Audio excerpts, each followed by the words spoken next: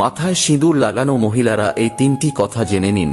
কথিত আছে মেয়েরা সিঁদুর লাগালে তাদের স্বামীর আয়ু বৃদ্ধি পায় এবং সংসার সুখের হয়। তবে ভুল করেও সিঁদুর লাগানোর সময় এই তিনটি কাজ করবেন না, না হলে হিতে বিপরীত হয়ে স্বামীর প্রাণ সংকট হতে পারে।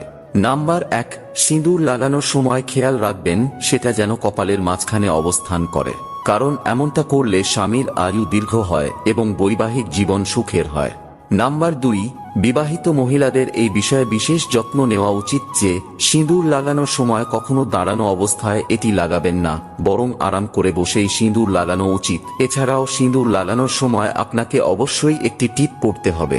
3 নম্বরটি জানার আগে আমিও দেখব যারা আমায় মন থেকে বিশ্বাস করেন তারা ভিডিওটি লাইক করে কমেন্টে জয় শ্রীকৃষ্ণ লিখে যাবেন।